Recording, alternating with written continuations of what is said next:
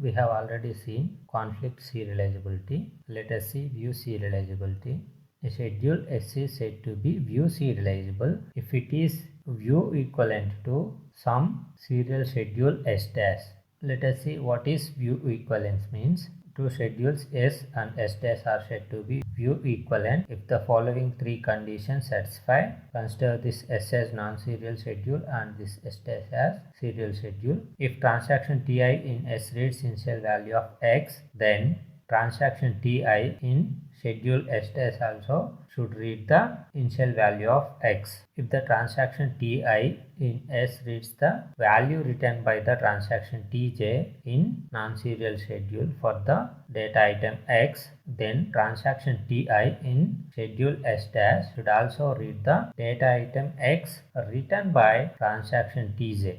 Third one, if the transaction Ti in S is the final transaction to write the value of X, then in schedule S dash also this transaction Ti should write the final X value. The write operation of each transaction must produce the same result. To produce the same result, the read operation should see the same view in both schedules.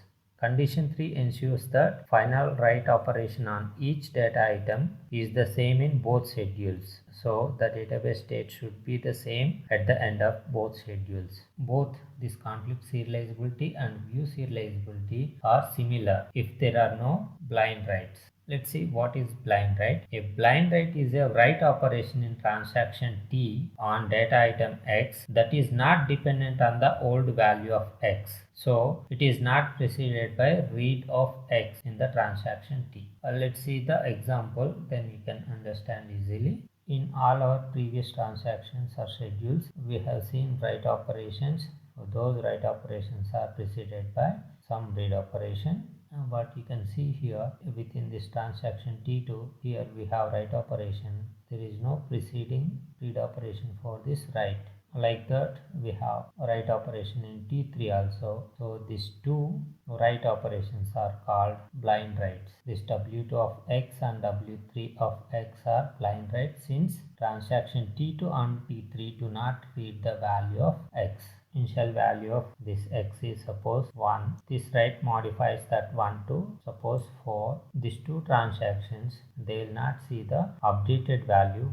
Other transactions T2 and T3 first read the data item from the disk and they need to update that value. Suppose this write operation wants to add 5 to this X value. It will consider old X value. It will omit the updated X value. So its result will be 6 instead of 9. If you have blind writes, then you will get such kind of problems. View serializability is less restrictive than conflict serializability under blind write. If there are no blind writes, both view serializability and conflict serializability will be same. Let's check whether this schedule is view serializable or not. To test whether this schedule is view serializable or not, first we need to check this schedule is view equivalent to any of the serial schedules.